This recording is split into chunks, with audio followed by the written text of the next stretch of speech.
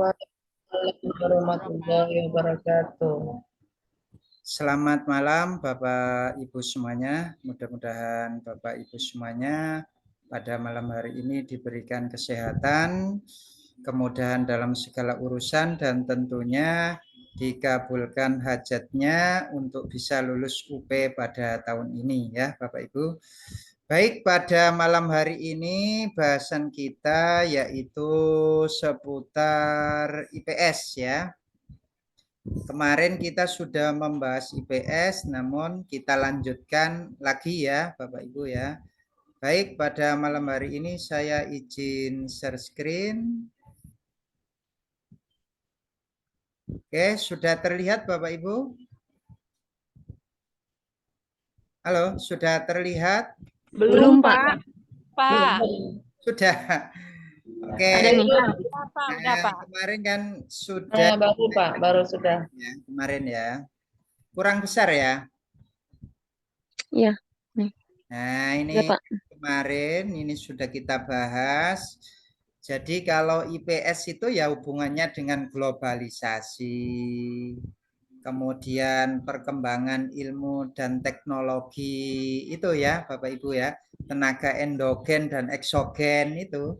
Nah, yang sudah kita bahas kemarin yaitu tantangan di era globalisasi di bidang budaya, yaitu sikap terbuka menghadapi masuknya budaya asing ya Bapak Ibu.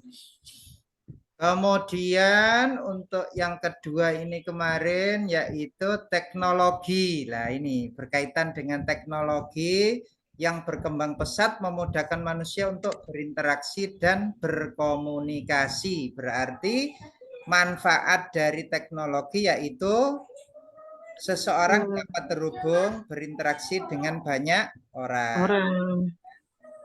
Oke, terus di IPS itu ada bidang jasa ya Bapak Ibu ya, produsen, ya, produksi dan jasa. Nah, yang di bidang jasa di sini adalah lembaga sekolah, menangani pendidikan, perbankan, menangani keuangan, tukang cukur, ini juga bidang jasa. Kemudian yang bidang produksi ya. Produksi. Oke, sekarang kita lanjut berikutnya Bapak Ibu, silakan. Ya, terlihat ya dengan jelas ya. Perlu diperbesar? Terlihat Pak. Terlihat Pak. Ya, oke. Silakan. Ada salah satu membaca. Jumlah penduduk terbanyak di Indonesia pada level provinsi terdapat di Provinsi Jawa Barat 42.220.094 jiwa. 48. Diikuti Jawa Timur sebanyak 41,6 juta jiwa, disusul Jawa Tengah 37,31 juta jiwa. Sementara provinsi dengan jumlah penduduk paling sedikit adalah Kalimantan Utara, yaitu 698.003 jiwa. Di atas Kalimantan Utara atau posisi kedua terbawah ada Papua Barat dengan jumlah penduduk 1,15 juta jiwa. Pernyataan di bawah ini yang tepat sebagai konsekuensi dari persebaran sesuai alinea di atas, yaitu A. Besarnya persaingan tenaga kerja paling banyak di Jawa Timur. B. Kualitas hidup yang lebih rendah mengancam di Jawa Barat. C. Kemungkinan potensi paling besar di Kalimantan Utara. D. Pembangunan pusat-pusat industri tersedia banyak di Papua Barat. E. Masalah-masalah sosial sedikit terjadi di Jawa Barat. Jawabannya yang B. B, Pak. Kualitas hidup yang lebih rendah. Jawabannya yang B ya, Bapak Ibu ya. Oke. Alasannya kenapa kok yang B? Karena di Provinsi Jawa Barat, Pak, jumlah jiwanya terlalu banyak. Jadi kualitas hidupnya rendah. Iya. Jumlah jiwanya terlalu banyak sehingga kualitasnya rendah ya. Iya. Kualitas hidupnya. Kemudian yang kedua disusul Jawa Timur ya. Jawa Timur menempati yang kedua, kemudian Jawa Tengah ketiga, terus Ya. yang paling sedikit yaitu Di Papua. Kalimantan ya. Papua itu di atasnya Kalimantan ya.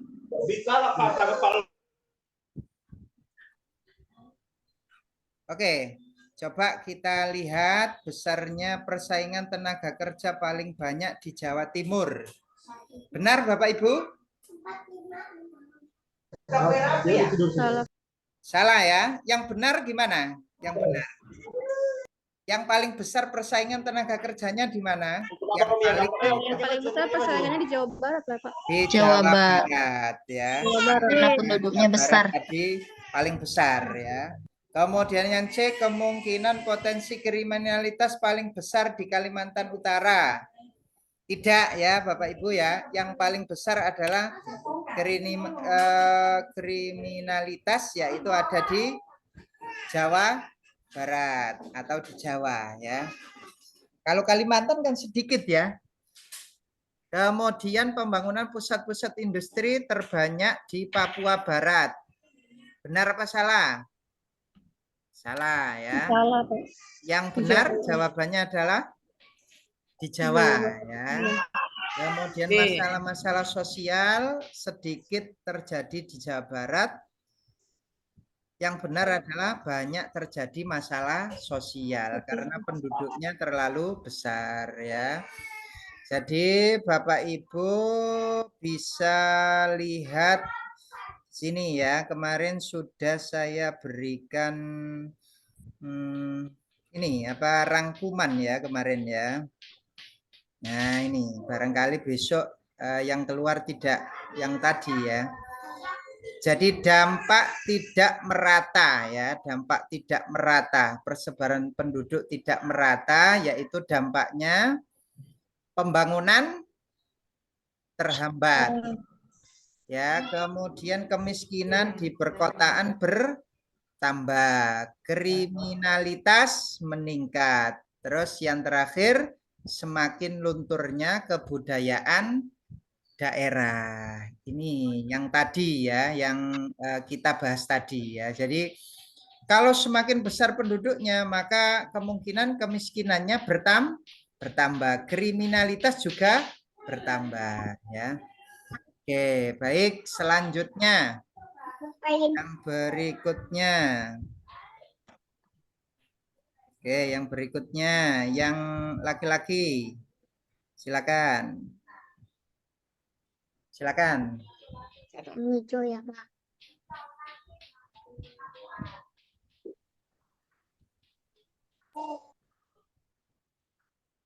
Pak Maulana Sifin. Silakan. Halo. Atau Bu Debi lah, Bu Debi ya, Bu Debi. Iya, Pak. Baik, Ya, Pak. silakan. Pengguna kursi roda sekarang tidak perlu khawatir untuk menyetir mobil sendiri.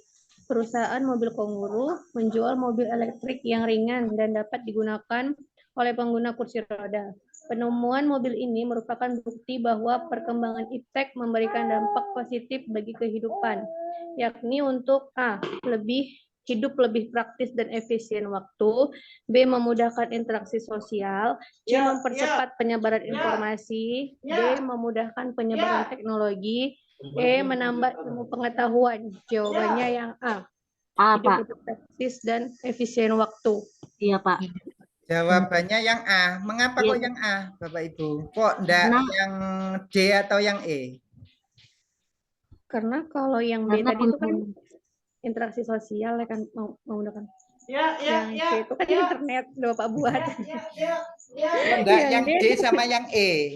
Kalau yang B dan C itu sudah jelas ya, memudahkan interaksi sosial berarti itu nanti hubungannya dengan komunikasi ya. Jadi iya, Pak. HP biasanya ya. kemudian mempercepat penyebaran informasi itu internet itu ya, Bapak Ibu ya. Nah, Sosial internet. iya. Nah, sekarang kalau yang D sama E ini gimana kira-kira? Memudahkan Yang D penyebaran. itu kan teknologi, Pak. Oh, D itu teknologi lah. Yang atas ini juga kan teknologi, mobil. Iya. Ya. Dengan ada teknologi bisa mempermudah dan meningkat waktu dalam pekerjaan Pak. Menyetir mobil sendiri. Dari situ Pak kata intinya. Iya, betul. Jadi dengan adanya teknologi mobil tadi ya, mobil Iya, Pak. yang elektrik itu mempermudah. lebih praktis kan ya? Iya Pak. Iya, Karena Pak. apa? Biasanya orang yang menggunakan kursi roda sekarang bisa gitu loh. Bisa Biasanya menunjukkan tidak bisa menyetir, sekarang bisa. Jadi lebih praktis. praktis Pak. Terus efisien waktu kalau pakai kursi roda berjalan Lebih cepat. lebih cepat yang mana kira-kira? Lebih cepat yang pakai mobil kan ya? Lebih cepat yang pakai mobil. Jadi yang A ya Bapak Ibu ya. Oke, yang D sama E itu hanya tipuan saja ya. Pengguna kursi roda. Tipuan saja ya. Oh, yang atas tadi belum saya warnai ya. Belum Pak. Nah, oke. Jadi semakin besar penduduk maka kualitas hidupnya semakin rendah ya. Oke. Nah, ini Bapak Ibu keterangannya, barangkali besok menjumpai soal-soal yang pasti ini keluar lagi ya, tapi dengan beda soal ya. Jadi ilmu pengetahuan dan teknologi itu memberikan manfaat pada berbagai bidang kehidupan ya. Secara umum manfaat iptek adalah satu, mempermudah komunikasi ya, ini tadi ya, yang ini ya. Kemudian mempermudah pekerjaan manusia yang tadinya memasak itu tradisional, sekarang lebih cepat ya, mempermudah ya. Jadi lebih mudah ya sekarang. Menggiling daging lebih mudah, tidak seperti dulu. Kemudian waktu yang digunakan lebih efisien, yang tadi ya, lebih efisien waktu. Jadi lebih praktis, lebih efisien, ini masuk ya. Masuk yang tadi ya, yang A tadi ya. Dapat membantu manusia dalam meningkatkan dan memanfaatkan sumber energi baru. Kemudian sumber daya alam di bumi ini lebih mudah dikelola dengan adanya ilmu pengetahuan dan teknologi. Banyaknya industri baru, terus mengurangi pemakaian bahan alami yang semakin langka. Yang kedelapan, dapat membawa manusia ke zaman yang lebih maju dan modern. Ya. Oke, yang kemarin itu ada ya, tapi apa ya kemarin itu ya? Memudahkan interaksi sosial ya, sepertinya ya. Nah ini ya, nah ini. Ini yang kemarin ini. Jadi iptek itu keluar ya di UP ya. Nah, yang ini jawabannya memudahkan interaksi kalau yang ini. Memudahkan interaksi yang kedua ini. Nah, kita jumpa soal lagi itu ternyata iptek itu mempermudah atau lebih praktis dan efisien. Ya. Jadi dilihat ya Bapak Ibu ya, jangan sampai keliru. Ini juga benar, ini dampak positif, yang ini juga dampak positif, tapi kita lihat lagi soalnya ya. Jadi di sini elektrik yang ringan dan dapat digunakan pengguna kursi roda ya. Jadi lebih praktis intinya ya. Oke, selanjutnya yang nomor 6. Nah, ini kemarin ada yang tanya ini. Ini tenaga endogen, eksogen sudah kita pelajari ya. Nah, ini. Ini gambar apa ini Bapak Ibu? Banjir. Banjir ya. Nah, kira-kira kalau banjir ini termasuk endogen apakah eksogen? Eksogen. Dari Eksogen Pak, dari luar. Eksogen. Dari luar, iya. dari luar ya. Iya. Eksogen. Oke. Kalau endogen Dari dalam. Dari Gunung dalam. Berapi. dari dalam. Berapi. Ya ya. Gunung Berapi. Oke. Jadi ini condong ke eksogen karena termasuk perubahan dari luar. ya, perubahan dari luar ya. Jadi bencana alam seperti ini perubahan dari luar. Nah, kemarin sudah kita bahas yang endogen itu termasuk ada 3 ya Bapak Ibu ya. Iya, Pak. Jadi endogen itu berasal dari dalam. Dari dalam. Berasal dari dalam bumi. Jadi dari dalam tapi bisa merubah permukaan bumi ya. Apa saja itu? Yaitu tektonisme. Kemudian yang kedua adalah vulkanisme. Ya, dan apa Bapak Ibu? Seisme. Ya, ini endogen. Jadi tidak mungkin ya kalau banjir seperti tadi ya. Nah, kalau yang ini jelas ini ya. Jadi tenaga eksogen, tenaga pembentuk permukaan bumi yang berasal dari luar ya, berasal dari luar.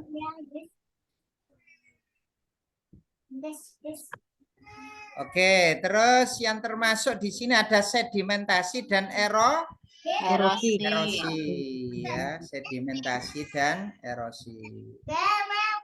Oke, jadi jelas ya Bapak Ibu ya. Oke, lanjut berikutnya yang nomor 7, silakan. Agak saya perkecil ya biar kelihatan semua ya. Oke, silakan ada yang baca nomor 7, silakan. Ya. Kebawakan saja biar enggak. Nah, oke, silakan. Yuk, saya Kak. Nomor 7. Perkembangan ilmu pengetahuan dan teknologi memberi dampak pada bidang pendidikan. Sikap yang dibutuhkan dalam menghadapi tantangan di bidang pendidikan adalah titik-titik. 1.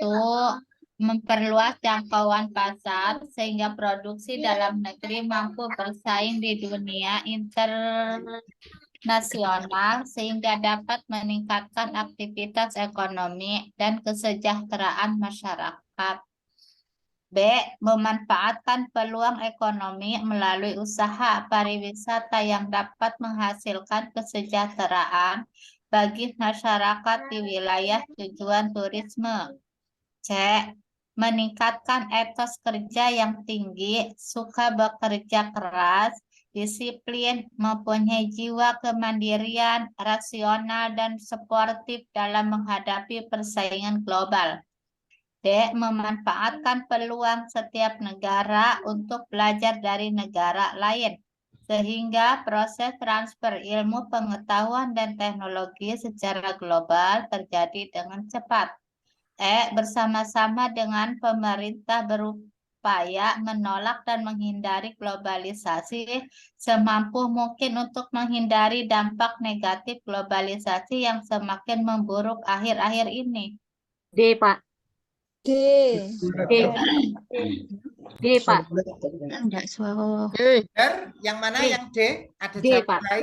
Selain D? Memanfaatkan peluang negara untuk belajar. Kata kuncinya bidang pendidikan, Pak. Di bidang Pendidikan. pendidikan ya, di bidang pendidikan. Nah, kalau yang A itu terkait dengan apa ya? Ekonomi ya? Ekonomi, Pak. Ekonomi. Terus yang B? Ya, ekonomi. Ekonomi juga, Pak. B juga ekonomi ya. Saya Ya. catat di sini ya, biar Kalau yang ya. Kalau yang C apa, Bapak Ibu? pekerjaan, Yang kehidupan ya. C itu terkait dengan apa itu C kira-kira? bukan sosial. Yang C sosial ya. Sosial, Pak. Disiplin, punya jiwa kemandirian. Ya. Yang C ini etos kerja, Etos kerja. ini berarti berkaitan dengan Sosial. sikap ya. Berkaitan dengan sikap ini. Sikap. Juga terkait dengan sosial juga ya. Sosial. Sosial budaya. Sosial ya. Terus yang D ini terkait dengan bidang Pendidik. Pendidikan. Nah, yang mana yang mengarah ke pendidikan, Bapak Ibu? Pertukaran apa Pak? Peluang pertukaran pelajar itu Pak. Pertukaran pelajar. Setiap negara untuk belajar dari negara lain. Nah, Sehingga proses transfer ilmu ini ya. Ya, Ini ya. transfer ilmu. transfer ilmu pengetahuan antara secara Iya. Proses transfer ilmu berarti transfer ilmu mengenai pengetahuan. pendidikan ya. Iya, ini pertukaran pelajar juga masuk sini ya, termasuk. Iya Pak. Kalau yang apa Bapak Ibu? Menolak, kira-kira bisa enggak? Menolak enggak Pak? Ini dari enggak masuk. Enggak bisa ya. Enggak bisa Pak. Menolak itu enggak bisa, yang bisa itu hanya menyaring ya. Menyaring. Menyaringnya enggak sesuai ya, kita tinggalkan kan gitu kan ya. Oke, selanjutnya yang nomor 8 silakan. Silakan Bapak Ibu yang belum baca ya. Gantian ayo. Saya Pak. Seorang guru kelas 4 akan mengevaluasi kemampuan peserta didik dalam mengidentifikasi berbagai bentuk keragaman suku bangsa, sosial, dan budaya di Jawa Timur yang terkait persatuan dan kesatuan. Alat evaluasi yang tepat untuk mengukur kemampuan tersebut adalah titik-titik. A. Wawancara, B. Observasi, C. Skala sikap model Likert, D. Tes objektif pilihan ganda, E. Pedoman pengamatan. A. Wawancara. Yang D, tes objektif Ya, pilihan. D Pak. D. Karena D Pak. Pak, Identifikasi. pilihan ganda. Kata kuncinya yang mana Bapak Ibu di soal? Identifikasi. Penilaian pengetahuan itu Pak. Mengidentifikasi C berapa? Mengidentifikasi masih C2. C2. C1, Pak. C2 apa C1? C1. C2 Pak. C1. Mengidentifikasi itu C1 Bapak Ibu ya. Yang D, Oke. Pak. Penilaian afektif. Nah, Kognitif. karena dia C kognitif, maka bisa D. dinilai dengan tes tulis, tes Tes tulis atau objektif. lisan ya, tes tulis dan Lisan. lisan. Terus penugasan, berarti yang ini termasuk apa? Wawancara sikap. Sikap tuh Pak. Sikap Pak. Yang ini termasuk sikap ya. Sikap. Ini sikap atau afektif. Ya. Observasi juga Sikap. sikap. Jadi Bapak Ibu besok sering jumpai soal seperti ini Bapak Ibu ya. Skala sikap ini juga sikap ya. Sikap. Sama Ya Pak. Sikap. Ini sikap juga. Keterampilan yang IP. Nah, karena ini tes objektif pilihan ganda, Tes maka pengetahuan. ini tergolong tes tulis ya, Yes, iya, maka di Penilaian pengetahuan. ya. Pengetahuan. Nah, kalau jumpai soal seperti ini jangan sampai salah Bapak Ibu ya. Keterampilan. Pedoman pengamatan. Ini pedoman pengamatan. Bukan keterampilan itu Pak. Enggak, masih Sikap juga itu Pak. Sikap. Cuman Oh, dia ya. instrumennya. Oh iya. Bapak Ibu jangan terkecoh ya. Jadi ada instrumen, ada teknik. Ada instrumen, ada teknik. Ini. Saya terangkan ya. Ya Pak. Jadi pengetahuan itu caranya dengan tekniknya atau caranya ya. Jadi mengetahui atau mengukur pengetahuan caranya dengan apa? Tes tulis. Kemudian ini bukan ya ini ya. Jadi ini termasuk tes lisan ya, bukan observasi ini Bapak Ibu ya. Ini keliru ini ya. Jadi perlu diperhatikan ini tes tulis, ini tes lisan. Nah, tes tulis itu instrumennya, alatnya, maksudnya alatnya itu pakai apa? Pilihan ganda, isian, jawaban singkat, menjodohkan, ya benar salah, uraian. Nah, itu termasuk ke dalam instrumen ya, jadi alatnya ya. Kemudian kalau tes lisan ya pakai itu lembar pertanyaan itu ya secara lisan ya. Nah, kemudian yang keterampilan Bapak Ibu ini, Bapak Ibu. Tekniknya pakai apa? Unjuk kerja. Unjuk kerja. Portofolio, Pak. Ya, kinerja, praktek. Kemudian Proyek. ada proyek, ada produk, ada portofolio. Terus yang ini tidak Bapak Ibu ya. Yang bawah ini jangan ya, jangan di itu ya. Yang bawah ini enggak usah ya. Jadi ini bukan ya. Yang bawah ini bukan Bapak Ibu. Oke. Nah, bentuk instrumennya berupa daftar cek. Ya, daftar cek. Nah, dicentang-centang itu loh Bapak Ibu ya, daftar cek. Checklist itu, Pak. Iya, daftar checklist itu loh. Tutup pintu, Nak. Kalau yang unjuk kerja itu contohnya apa? Bermain peran, ya. Praktek Ya, menggunakan tutup pintu. mikroskop, praktek Pintu sana. sholat, olahraga. Itu berarti kalau seperti ini, itu yang dinilai keterampilannya. Pakai apa, Pak? Unjuk kerja, ya. Kalau yang proyek itu biasanya bakti sosial, penghijauan, itu kan proyek ya. Jadi butuh waktu yang lama. Kalau produk berarti yang dinilai nanti adalah produknya. Kemudian portofolio itu kumpulan karya anak-anak. Ya, kumpulan karya anak-anak. Ini untuk yang bawah ini enggak usah ya Bapak Ibu ya. Ini yang bawah ini masuknya nanti ke tadi ya. Tes Pengetahuan. ya, tes pengetahuan ya. Tes tertulis itu pengetahuan ya? Ya, tes tertulis itu pengetahuan. Ini saya bukan saja. Dihapus dulu Pak ya. Ya, dihapus saja biar nanti biru ya, Bapak Ibu. Oke. Terus yang selanjutnya yaitu sikap lah. Sikap itu dengan observasi. Ya kan? Instrumennya pedoman observasi. Ya. Jadi instrumen itu alatnya yang dipakai itu loh, yang dipegang Bapak Ibu ketika melakukan observasi, pengamatan, itu apa? Ya pedoman observasi. Kemudian ada penilaian diri. Pakai apa instrumennya? Lembar penilaian diri ya. Terus lembar penilaian antar teman itu termasuk ke dalam sikap. Jurnal juga sikap. Oke. Sini suka bingung nih. Ya, jadi jangan bingung Bapak Ibu ya. Sekali lagi untuk pengetahuan tadi bisa dinilai dengan apa?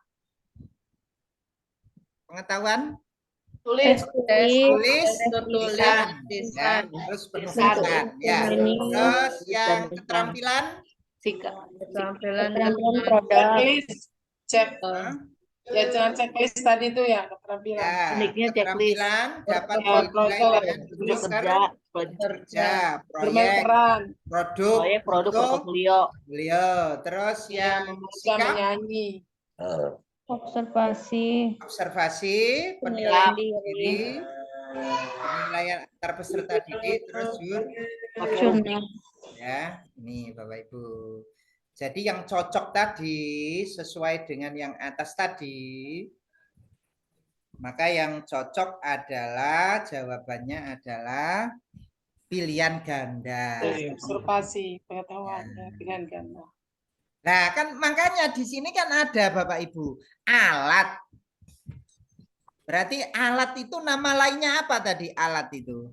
Instrumen.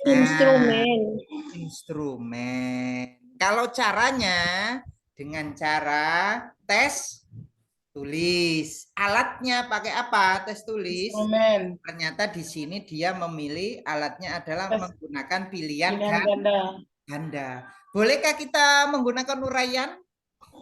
Boleh. Ya. Boleh. Menjodohkan? Boleh. Ya, itu masih masuk ya, masuk tes tulis ya, pengetahuan ya. Oke, baik. Yang selanjutnya. Yang belum membaca silahkan. Nomor 9, kita ke metode sejarah. Silakan. Saya, Pak. Ya, silakan Bu. Nama situs Kumitir makin banyak dikenal orang setelah adanya temuan 3 perkara manusia awal bulan ini. Dari 3 kerangka, salah satu kerangka masih utuh. Diberitakan semuanya. Antropolog forensik dari Universitas Airlangga UNER, Dr. Phil Tuti Kusdandiati yang terlibat dalam penelitian mengatakan kerangka tersebut berjenis kelamin perempuan. Usia sekitar 20 sampai 30 tahun dan tingginya sekitar 141 sampai 153 cm. Berdasarkan alinea di atas, maka kesimpulan ahli didasarkan langkah metode penelitian, yakni A. Menuliskan temuan, B. Mengkritik sumber, C. Mengumpulkan sumber, D. Memvalidasi sumber, C. Interpretasi. Yang E, Mana Pak. kira-kira ya? Interpretasi. Interpretasi, Kak. Yang Eva, interpretasi. Menafsir fakta. Interpretasi. Interpretasi. Interpretasi itu apa sih Bapak Ibu kemarin? Menafsir fakta, Pak. Menafsirkan. Berdasarkan Ada 4 tahap ya. Kesimpulan. Iya, Pak. Yang pertama apa kemarin itu? Tahap yang Heuristik. pertama adalah Heuristik. Heuristik. heuristik atau disebut Mengumpulkan.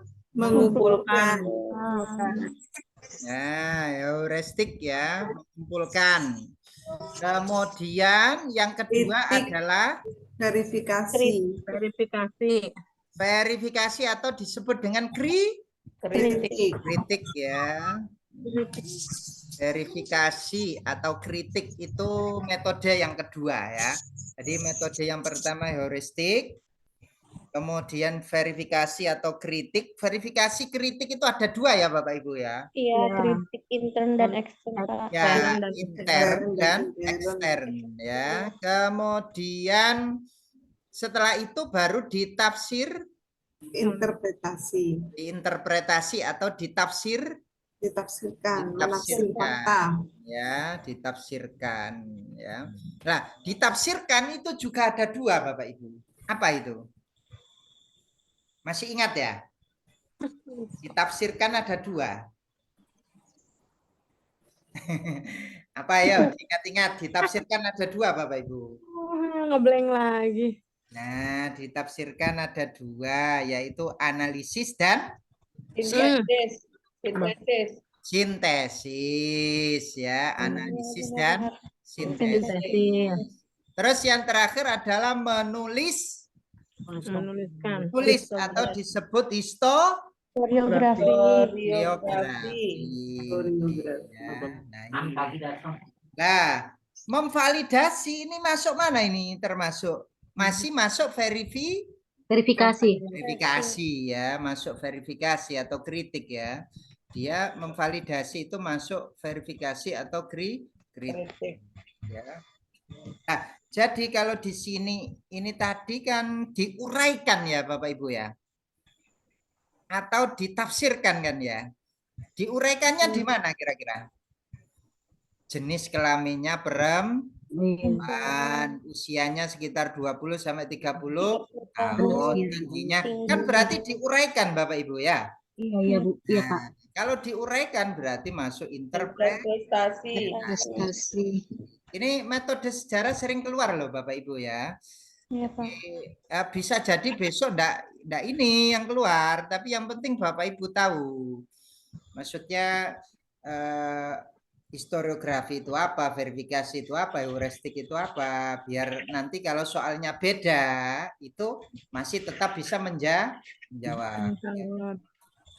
Nah ini heuristik nama lainnya adalah memperoleh, mendapatkan atau mengumpulkan bersejarah.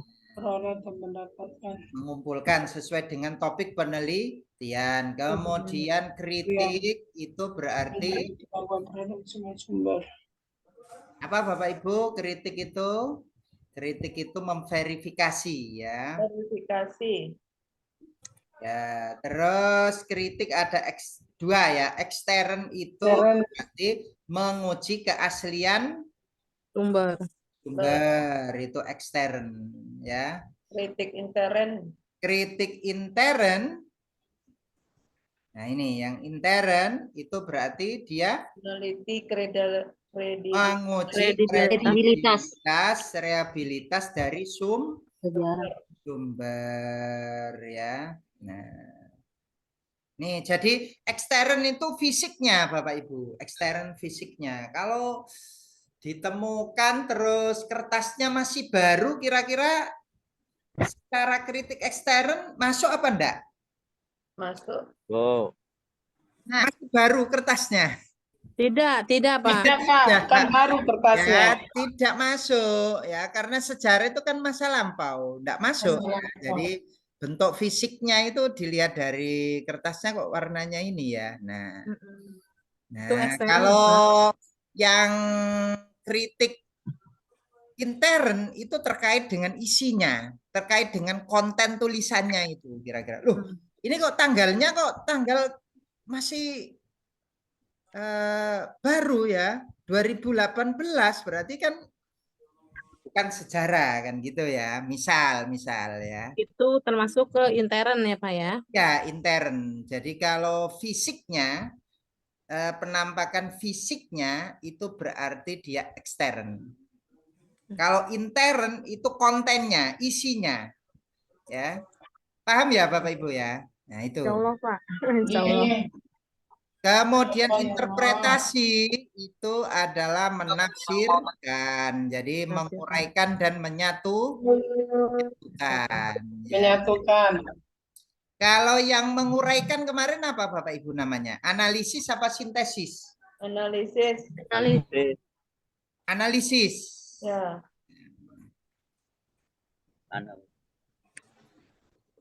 Terus yang sintesis? Menyatukan. Menyatukan ya. Nah, ini. Terus yang historiografi itu termasuk cara menulisnya ya, pelaporan udah ya. Masuk ke sini, pelaporan. Nah, oke, lanjut berikutnya Bapak Ibu, nomor 10. Ini sepertinya sudah pernah ini kayaknya ya. Silakan. Ya. Sepertinya sudah pernah ini. Ya, silakan. Yang belum membaca, silakan. Gantian. Saya, Pak. Ya, silakan Bu Rohma ya. Silakan Bu. Muatan materi pembelajaran IPS yakni menyebutkan tokoh-tokoh yang terlibat dalam peristiwa proklamasi kemerdekaan Indonesia. Ketika peserta didik ditanya oleh guru, apakah kalian sudah pernah melihat sang proklamator yakni Soekarno dan Hatta? Peserta didik serentak menjawab, belum pernah, Bu. Upaya guru yang tepat melalui pemanfaatan teknologi yang tepat yakni A. Guru menyediakan gambar dengan teknologi cetak dan membagikan gambar sang proklamator. B. Peserta didik mendiskusikan dengan teman sebangku tentang bagaimana sosok sang proklamator. C. Melakukan eksplorasi di lingkungan sekitar sekolah dan mencari gambar yang relevan. D. Guru meminta peserta didik untuk bermain peran sebagai simulasi peristiwa proklamasi kemerdekaan. D. Guru meminta peserta didik untuk memperhatikan gambar tokoh proklamator yang dibawa guru. Ini Pak, guru Nah, ini ya, sudah pernah ini ya. Jadi di sini upaya guru dalam memanfaatkan teknologi ya. Jadi biar kenal ya, kita kenalkan dengan gambarnya kan ya. Pak, bertanya Pak, yang E itu juga gambar juga Pak? Yang D? Yang E Pak. Yang E? Iya Pak. Guru Yang E. Yang E ya juga Pak. gambar Perhatikan yang gambar. dibawa guru. Ini juga gambar. Iya Pak. Yang A juga gambar, ternyata pemanfaatan teknologi. Oh iya. Karena pemanfaatan teknologi, maka di sini juga harus ada teknologi. Oke Pak. Ya. Jadi yang E juga benar. Tapi tidak ada Ya teknologi. sama-sama gambarnya, tapi tidak ada teknologinya. Karena teknologinya. Ya hanya menipu saja Bapak Ibu ya. Jadi sebagai pengecoh lah gitu ya intinya. Oke, yang selanjutnya yaitu yang nomor 11, silakan. Saya, Pak. Ya, silakan. Upaya memajukan HAM di Indonesia dilakukan dalam berbagai bidang, yaitu produk hukum, lembaga negara, dan lembaga swadaya masyarakat. Berikut ini yang termasuk lembaga independen yang melakukan perlindungan terhadap pelanggaran HAM adalah A. Komisi Nasional HAM atau Komnas HAM dan Komisi Perlindungan Anak Indonesia (KPAI). B. Komisi Nasional HAM atau Komnas HAM dan Komisi Nasional Perlindungan Anak (Komnas PA). C. Komisi Perlindungan Anak Indonesia (KPAI) dan Komisi untuk Orang Hilang dan Korban Tindak Kekerasan (Kontras). D. Komisi untuk Orang Hilang dan Korban Tindak Kekerasan (Kontras) dan Komisi Nasional HAM (Komnas HAM). E. Komisi Perlindungan Anak Indonesia dan Komisi Nasional Perlindungan Anak (Komnas PA). Jawabannya adalah P. Jawabannya adalah yang mana, Bu? A. Yang A. Yang A. Yang HAM dan KPAI. Yang A, Pak. KPAI, Pak. Yang A. Iya, Iya, Pak. Pak. Ya, Pak, yang A. Jadi yang independen itu Bapak Ibu ini Bapak Ibu ya. Komisi Nasional Hak Asasi Manusia atau Komnas HAM, kemudian Lembaga Perlindungan Saksi dan Korban LPSK, terus Komisi Nasional Anti Kekerasan Terhadap Perempuan atau Komnas Perempuan, terus yang keempat Komisi Perlindungan Anak Indonesia. Maka dari sini yang lebih cocok adalah yang A. Ya. Diingat-ingat Bapak Ibu ya, ini 4 lembaga yang independen menangani pelanggaran HAM ya. Pak Ilmi, kemarin saya dapat soal macam seperti ini, tapi disertai nama ketuanya. Jadi Oh, yang itu, yang ya. Sirait itu ya. Iya, Pak, Terus betul. sama Kak Seto itu ya. Ya, Kak Seto. Nah, sudah pernah kita bahas itu kan ya? Sudah, Ya, Pak. sudah, Pak. Ya, Sudah ada ya. ya pernah. Ya, jadi intinya itu seperti itu Bapak Ibu. Lah, nanti kalau HAM ini nanti ditanyanya seperti ini biasanya. Saya itu kan ya, barangkali Bapak Ibu besok dapat yang beda lagi ya. Jadi ini. Adiknya Ribuna. Ada yang istilahnya itu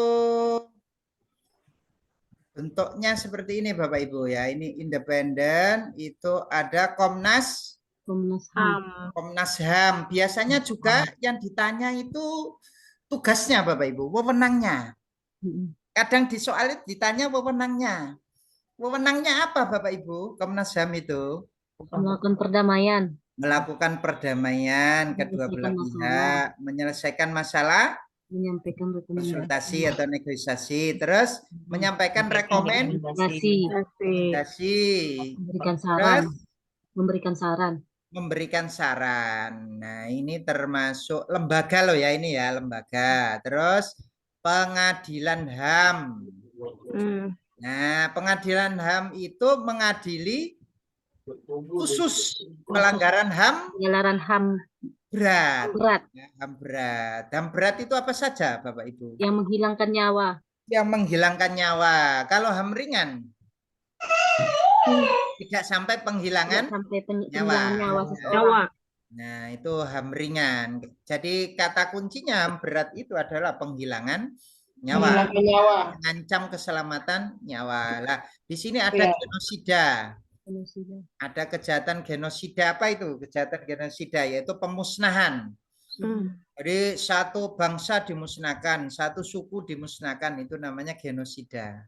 Itu berarti termasuk HAM berat. Ya, kemudian yang kejahatan kemanusiaan juga HAM berat juga, yaitu berkenaan dengan pembunuhan, penyiksaan, perbudakan, pengusiran dan lain sebagainya ya. Pak, Nah, mau terus tanya, Pak. ada yang ini Bapak Ibu, yang istilahnya itu swadaya ya. Swadaya masyarakat. Ya, swadaya masyarakat di sini ada kontras, kemudian YL, LBHI, terus PB, PBHI, LSAM, ya, BKBH. Ini termasuk dalam lembaga swadaya. Lembaga swadaya masyarakat. Jadi ada swadaya, ada yang bukan swadaya. Kalau Komnas HAM itu bukan swadaya. Ya. Nah, terus ada lagi ditanyakan itu biasanya undang-undangnya Bapak Ibu. Ini produk undang-undang ya, produk undang-undang yang berkaitan dengan HAM. Yang berkaitan dengan HAM ya, itu ada bab 10A berisi tentang hak asasi manusia, kemudian TAP MPR 1998. Terus piagam HAM ya. Indonesia. Apalagi Bapak Ibu? Ya. Nah, Undang-undangnya. Nah, nanti soalnya itu kan kemarin seperti ini ya Bapak Ibu ya. Nah ini. Penghinaan Pak, mau tanya, Pak. Ya. Silakan Bu. Kalau misalkan itu penghilangan nyawa satu orang dengan orang banyak itu termasuk pelanggaran HAM berat atau bukan, yang hanya satu nyawa itu loh Bu? Iya. Satu orang itu termasuk HAM berat apa bukan ya? Termasuk HAM berat Bu.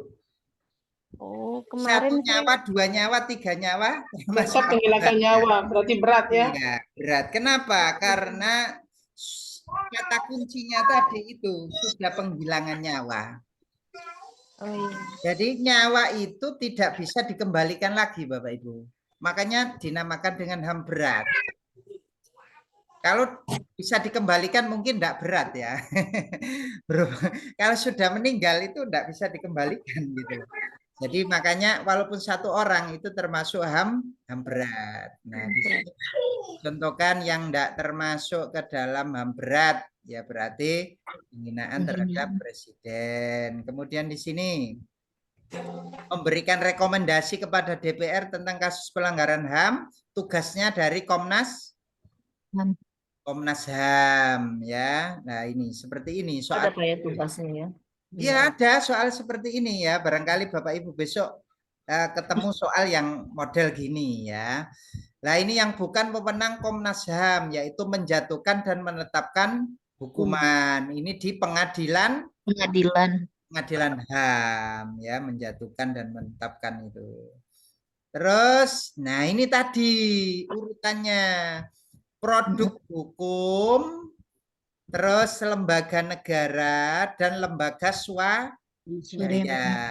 Nah ini yang C jawabannya. Produk hukum itu kan berbentuk undang-undangnya kan ya.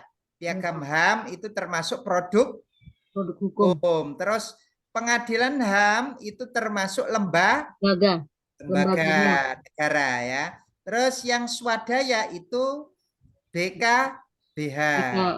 Ya. Nah, ini Bapak Ibu. Jadi kadangkala ada soal yang semacam ini modelnya gitu ya.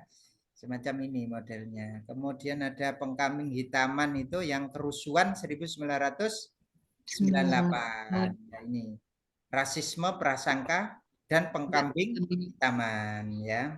Itu termasuk juga HAM berat ya. Nah, ini juga ditanyakan HAM berat ini pasti di sini penghilangan nyawa ini. Nah, ini kasus pembunuhan aktivis buruh bernama Marsina walaupun satu. Ini termasuk HAM berat.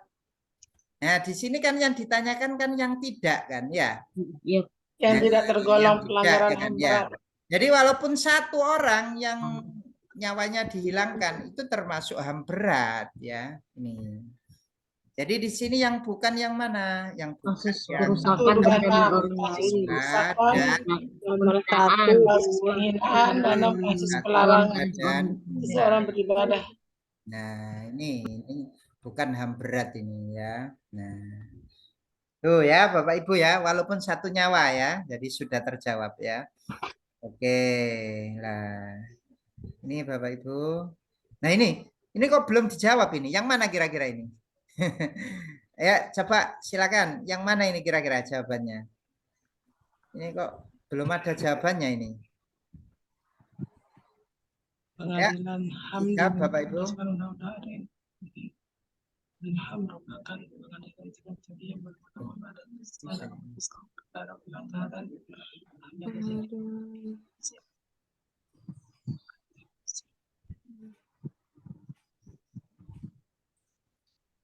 Ya, yang mana kira-kira jawabannya?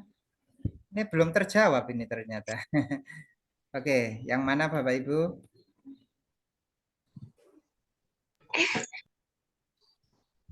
Yang B, Pak, yang B. Salah satu ada yang baca, silakan Bu, dibaca Bu. Silakan dibaca. Ranggilo. Siapa yang baca? Ya, silakan Bu Jumrotul. Oke. Pengadilan HAM dibentuk berdasarkan Undang-Undang RI Nomor 26 Tahun 2000. Pengadilan HAM merupakan A. Pengadilan tingkat tinggi yang berwenang memeriksa dan memutuskan perkara pelanggaran HAM yang terjadi di wilayah Indonesia.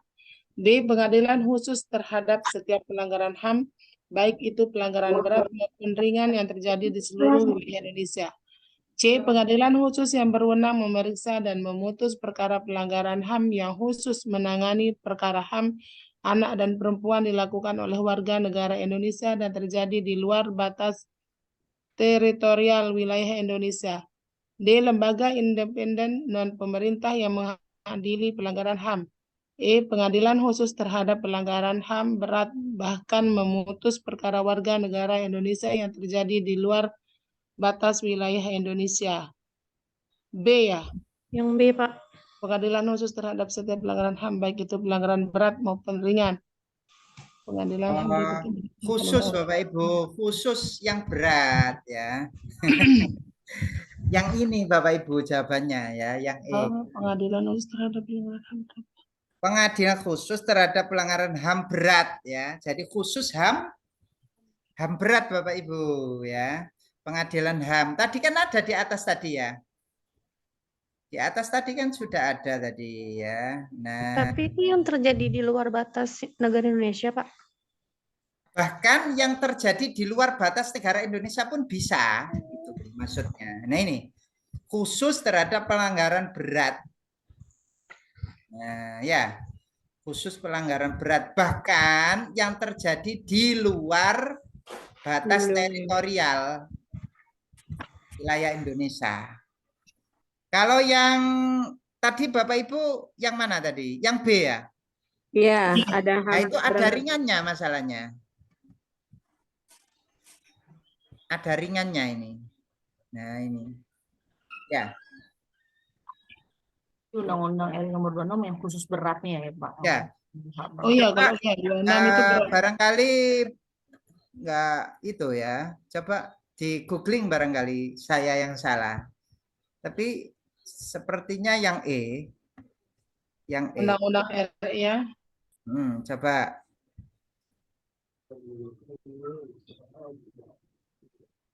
Yang E. Kalau saya pernah baca itu.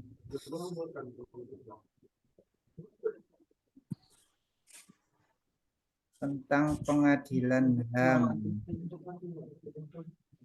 Pengadilan HAM merupakan pengadilan khusus terhadap HAM. Berat ya, khusus. Iya, berat, Pak. Betul ya? Berat, betul, Pak. Iya, yang E, Pak. Nah, ya kan? Yang E. Iya. Ya, oke. Baik.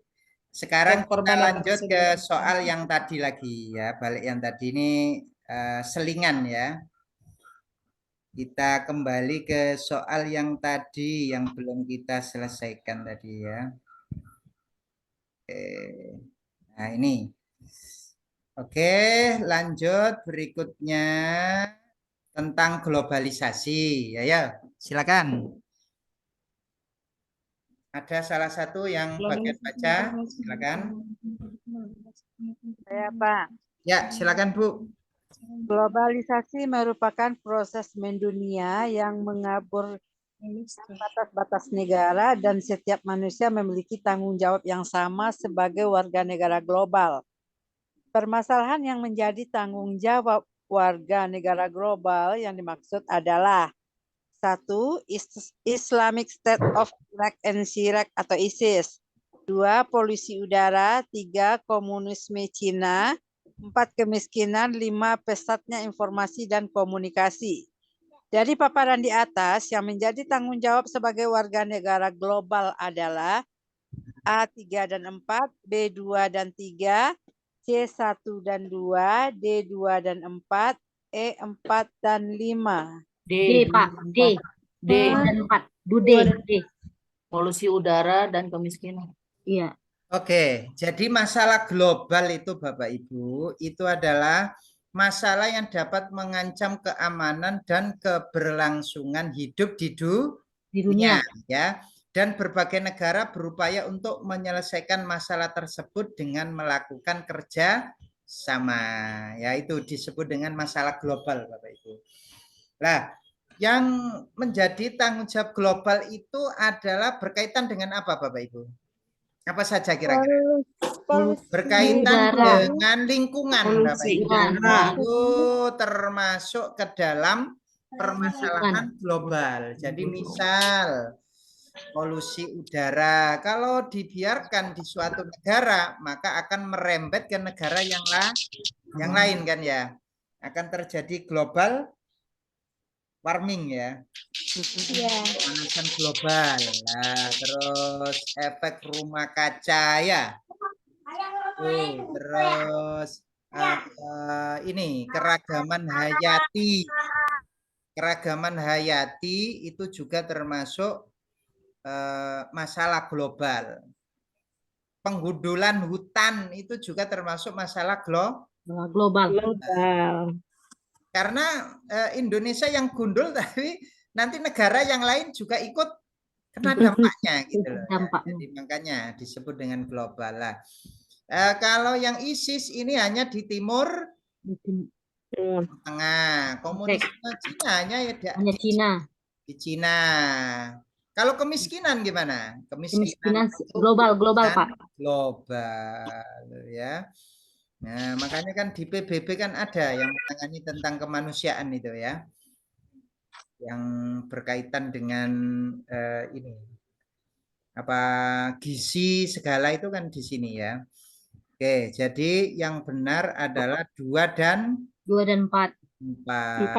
Kalau pesatnya informasi itu gimana Bapak Ibu? Itu dampak positif.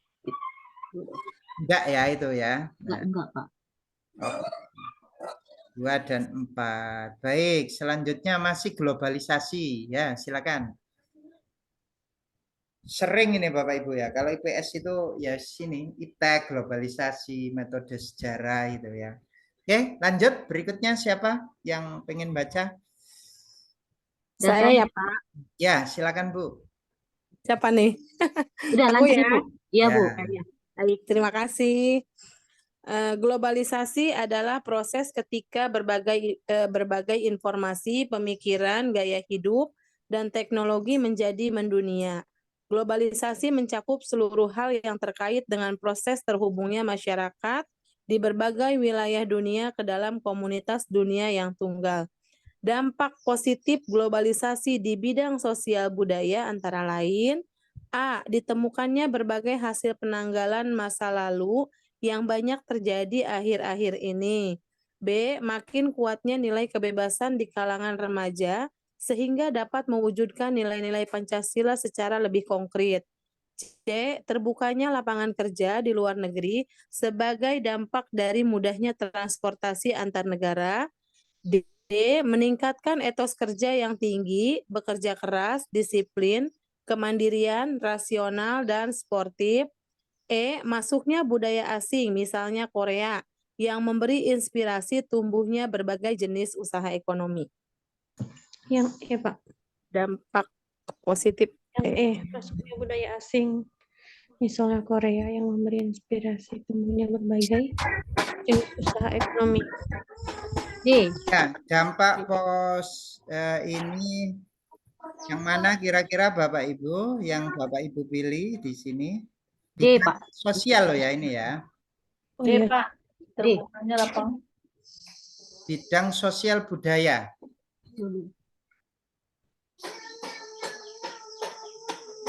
Berarti harus ada hubungannya dengan Yang E, Pak.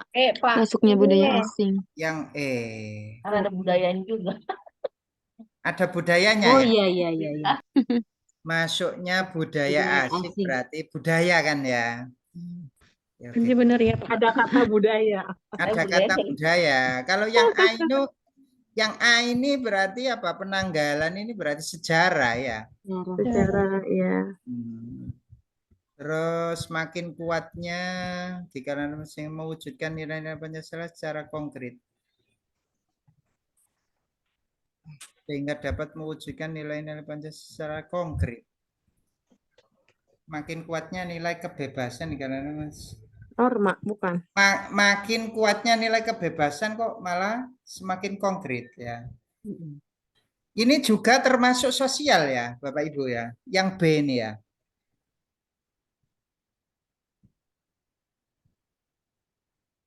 Yang B ini termasuk sosial, tapi salahnya di mana kira-kira? Nilai kebebasan. Kalau masih dapat mewujudkan. Makin kuat nilai kebebasan, Iya, nilai kuat. Pancasila lebih konkret. Dapat mewujudkan nilai-nilai Pancasila secara lebih konkret. Kebebasan biasanya kan malah melunturkan nilai Pancasila. Mengurangi nilai Pancasila. Iya, kan gitu ya biasanya Iya. kan. Iya, Pak. Nah, jadi salahnya di situ. Oke, yang C ini terkait dengan ekonomi ya. Ekonomi. Nah, lapangan kerja. Yang D ini terkait dengan sikap ya, menghadapi Etos kerja. ya, menghadapi globalisasi ya.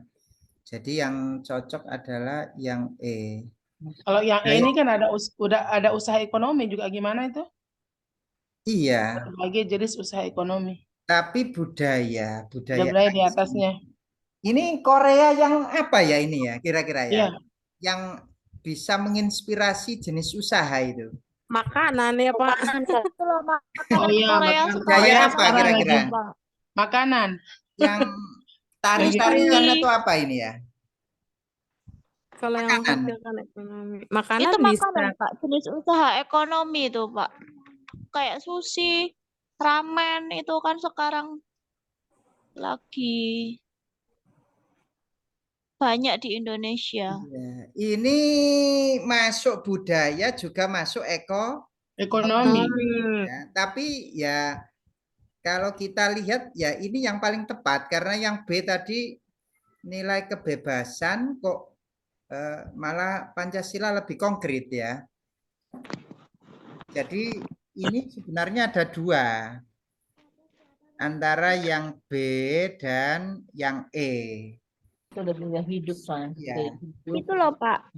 Maksudnya yang sepemahaman saya kalau yang E itu budaya asing, misalkan Korea ya, itu kan tradisinya mereka kan kayak sushi itu kan makanan tradisional mereka. Jadi budaya itu dipakai sarapan, dipakai bekal, tapi sekarang gitu. menjadi kebiasaan Berarti orang Indonesia. masih kaitannya dengan budaya kan ya? Iya.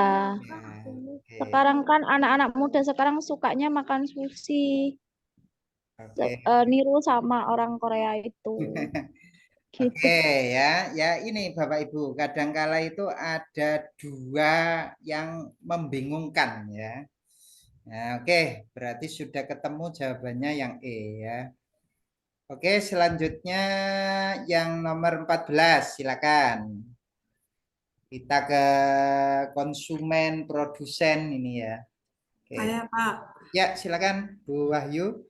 Pada saat pandemi COVID-19 COVID-19, banyak usaha mikro, kecil, dan menengah memanfaatkan media sosial untuk memudahkan produsen menawarkan produknya kepada konsumen. Perilaku produsen tersebut termasuk dalam kegiatan titik-titik. A. Pelayanan, B. Penyimpanan, C. Pemasaran, D. Mengubah barang, E. Diversifikasi. Perilaku dari produsen tadi yang memanfaatkan media Pemasaran. sosial itu termasuk apa, Bapak Ibu? Pemasaran, menawarkan, pemasaran. Menawarkan produk. Kalau pelayanan?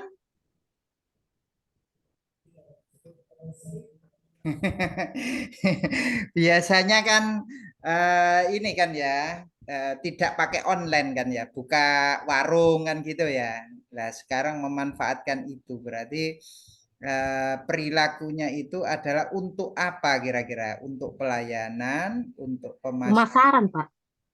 Kalau mengubah barang, menyimpan, Bukan. ini tidak masuk ya. Jadi antara pelayanan dan pemasaran. Produsen, Pak. Kata kuncinya di produsen menawarkan produk, Pak. Menawarkan berarti pemasaran dia, Pak. Menawarkan produknya Kata kepada kuncinya konsumen. Itu kata kuncinya, berarti pemasaran lah, Pak. Pemasaran. Iya, berarti pemasaran. Pemasaran.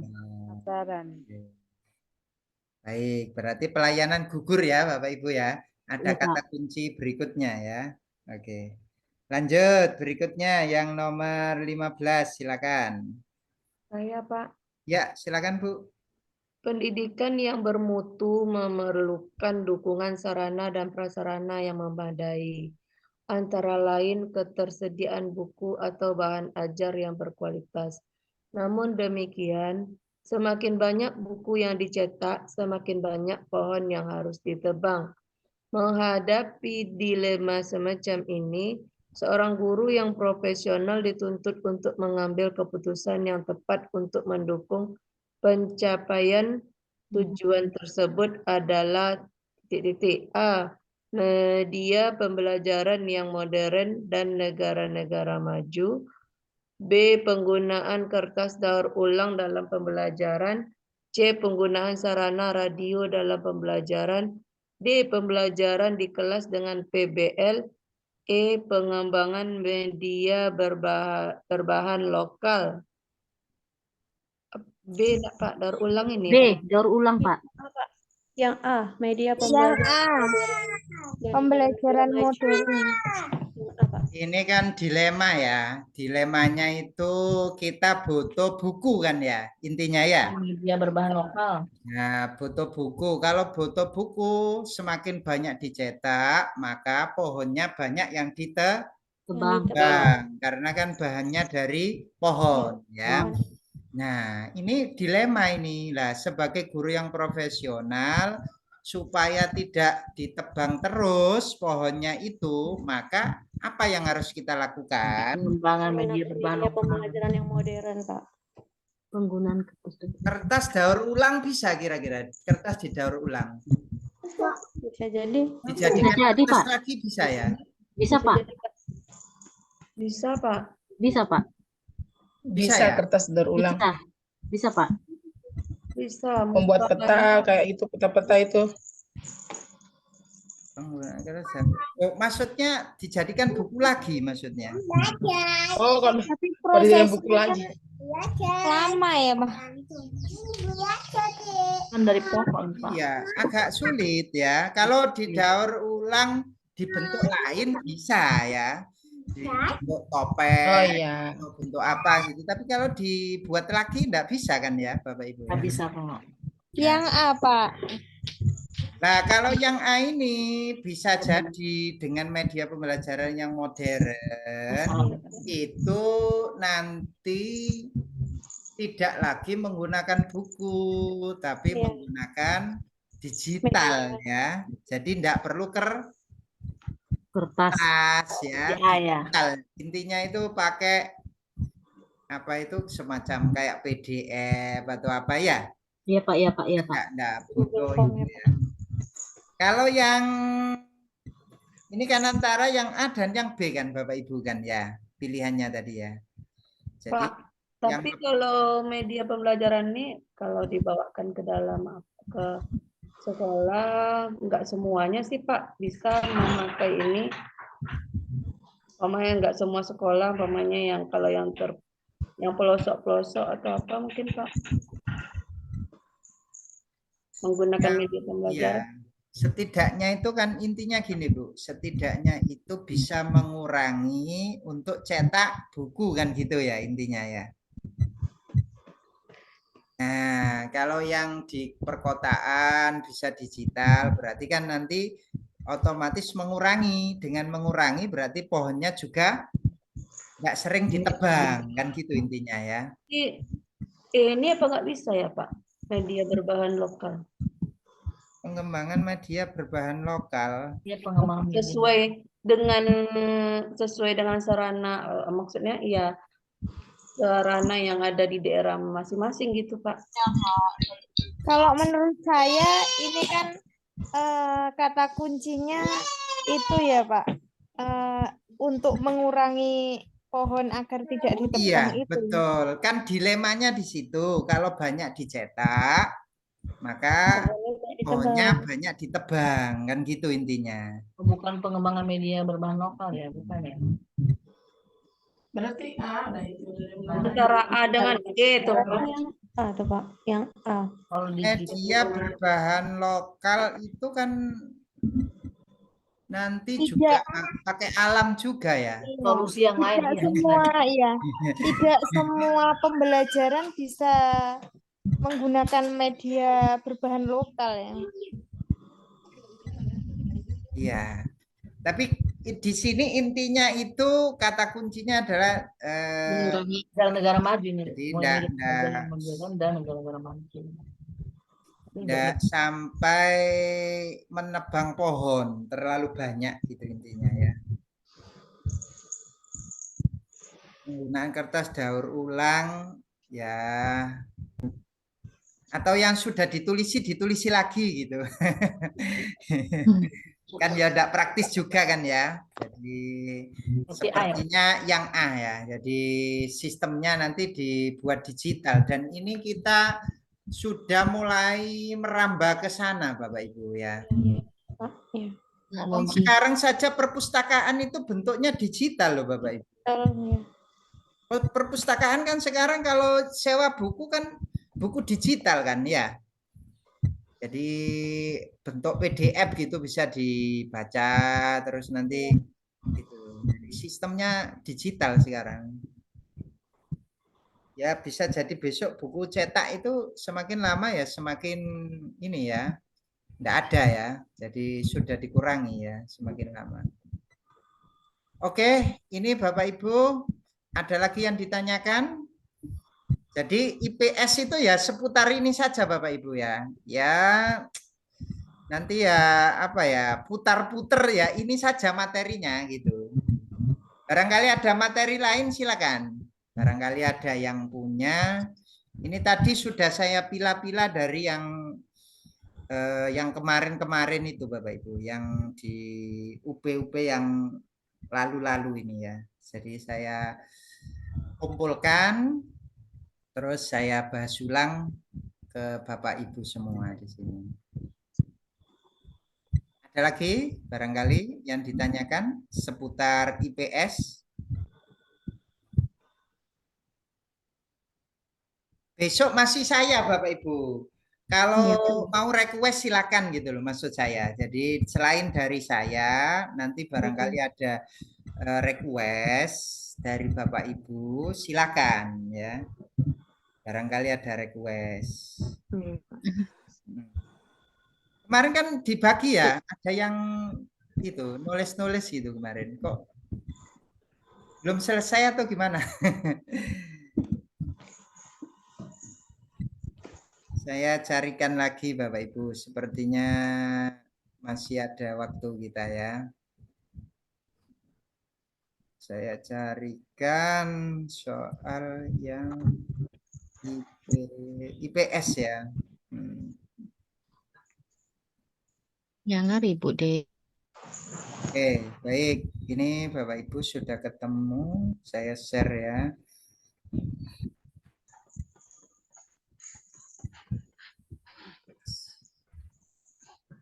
Oke, yang ini. Nah, ini.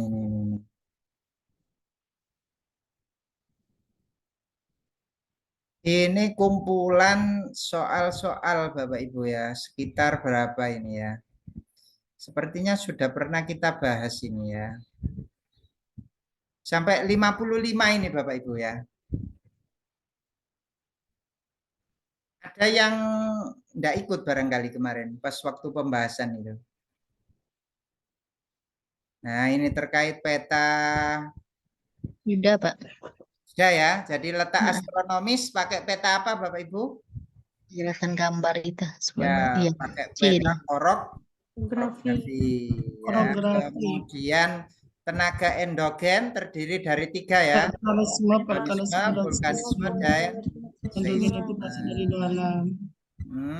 Terus akibat tenaga endogen Mendirikan bangunan sesuai jalur air, sungai dan jalur raya dan jalan raya. Yang bukan kan ini kan ya, yang bukan. Oh, iya. Jadi di sini yang bukan.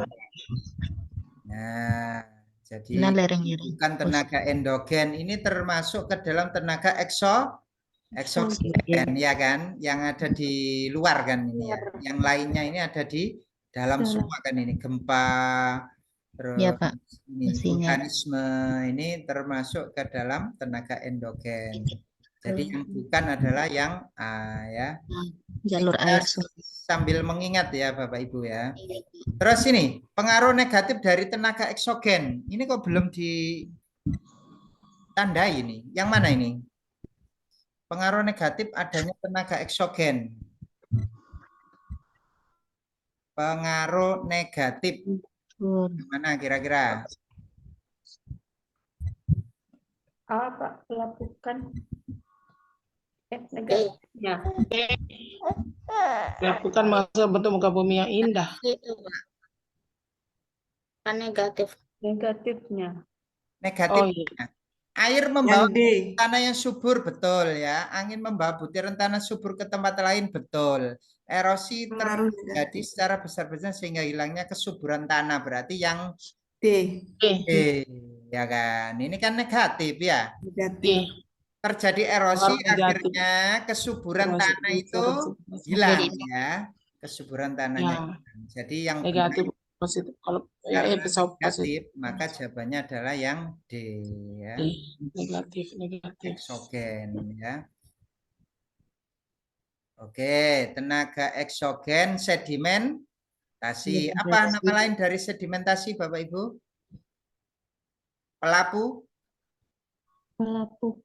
Pelapukan ya. Sedimentasi itu pelapukan. Nah, ini yang kecuali tenaga eksogen kecuali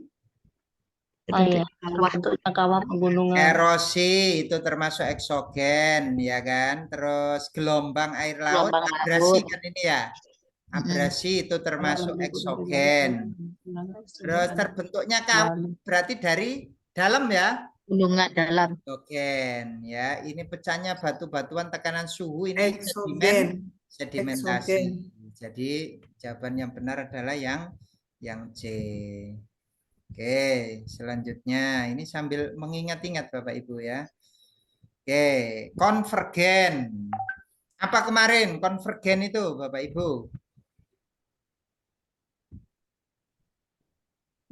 Masih ingat? Konvergen itu saling mendekat. Terus kalau divergen saling menjauh ya. Kalau transform saling bergeser ya. Nih, terus lahar itu adalah cairan magma yang bercampur. Lava yang mengalir lumpur dan batu-batuan. Oke. Lanjut berikutnya di sini ciri-ciri gunung akan meletus. Suhunya meningkat, terjadi skala kecil dan besar. Terus apalagi Bapak Ibu? Barangkali besok keluar yang seperti ini ya.